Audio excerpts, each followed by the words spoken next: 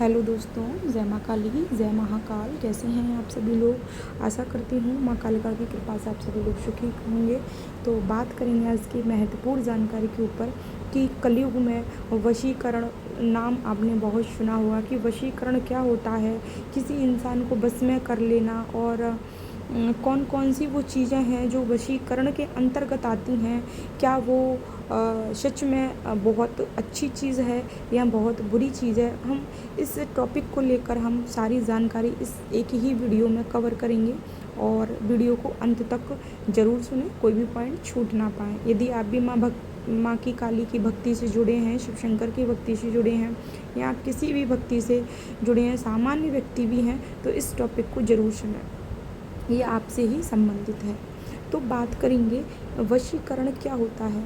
देखो, कलयुग में आजकल क्या हो रहा है, माँ काली को प्रसन्न करने के बहुत सारे तरीके अपनाए जा रहे हैं, क्योंकि कलयुग में सबसे ज़्यादा जागृत देवी हैं माँ कालिका हैं, सबसे ज़्यादा ममतामयी देवी हैं माँ कालिका हैं। ठीक उसी प्रकार जैसे महाकाल शिव शंकर एक लोटे गंगा जल से ही प्रसन्न हो जाते हैं, ठीक उसी प्रकार माँ भगवती कालिका भी प्रसन्न हो जाती हैं और अपने भक्तों को वरदान दे देती हैं।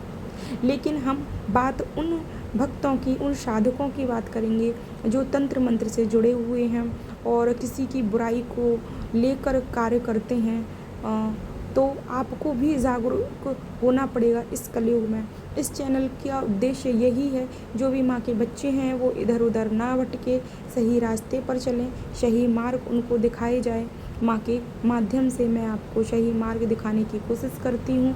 आपका सही मार्ग क्या है, आपको कहीं भटकना नहीं है, माँ से ही जुड़े रहना है।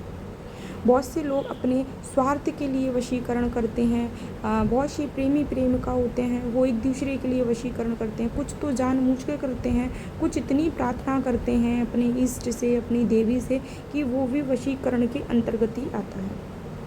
जैसा कि आज कलयुग के टाइम में इतना सारा मतलब जो लड़ाई हैं, झगड़े हैं, वो आजकल मानसिक रूप से ज़्यादा हो रहे हैं, सामने और आमने के समाप्त हो चुके हैं।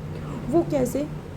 वो ऐसे क्योंकि यदि कोई व्यक्ति कोई पत्नी है और वो अपनी पति को वशीकरण कर रही है, तो ये बहुत ही गलत है। इसके परिणाम बहुत गलत होते हैं। वो क्या करते हैं, एक तरफा ही वहाँ से अर्जी लगाते रहते हैं, जबकि सामने वाले की उम्मीद नहीं है उस चीज़ में।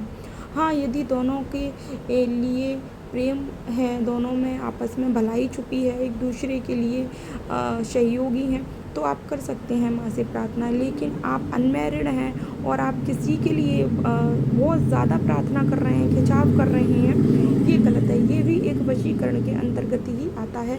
कहीं ना कहीं वो शक्ति, वो एनर्जी आपको खींचती है, जो कि ये गलत है। और यदि दोनों तरफ से ही रिश्ते आपके अच्छे हैं, तो माँ और उसको प्रकृति स्वयं मिलवा देती है। तो मैंने ये आपको कुछ उदाहरण दिए हैं, ये वशीकरण के अंतर्गत आते हैं। इससे बचने के उपाय क्या हैं? सिर्फ माँ से आपको प्रार्थना करना है। जब भी आप पूजा करते हैं, आपका जो भी पूजा का समय होता है, आपको माँ से प्रार्थना करना है, हे देवी भगवती, जो भी मेरे लिए बहुत ज़्यादा प्रार्थना कर रहा है या जो भी नकारात्मक प्रभाव डाल रहा है, मुझे उससे बचाने की रक्षा करना। और यदि वशीकरण के द्वारा आप ये सब कार्य संभव भी कर लेते हैं, लेकिन उसका जो परिणाम है वो अंत समय में बहुत बुरा होता है। इसलिए सभी से रिक्वेस्ट है, जो भी करें माँ के लिए भाव से ही पूजा करें, ये सारी चीज़ें ना करें, क्योंकि इसका जो परिणाम होता है अंत में बहुत बुरा होता है। माँ प्रसन्न होकर, शिव शक्ति प्रसन्न होकर आपको वरदान तो दे देते हैं, आपकी मनोकामना तो पूरी कर देते हैं, लेकिन अंत में इसका परिणाम बहुत ही बुरा होता है। माँ से प्रार्थना करें, जो भी आपकी भलाई है या सामने वाले की भलाई छुपी है, उसी कार्य को करें, उसी चीज़ को मांगें। अन्यथा ज़बरदस्ती किसी भी चीज़ की नहीं करना चाहिए, क्योंकि प्रकृति सब जानती है, माँ सब जानती है। माँ कर्म देखती है, कर्म और भाव की भूखी होती है। उम्मीद करती हूँ आपको ये टॉपिक अच्छा लगा होगा, वीडियो समझ में आई होगी। ज़्यादा से ज़्यादा शेयर करें, लाइक करें। इसी के साथ जय माँ काली, जय माता दी, खुश रहिएगा। प्लीज़ वीडियो को ज़्यादा से ज़्यादा ज़रूर शेयर करें। मैं आप ही के लिए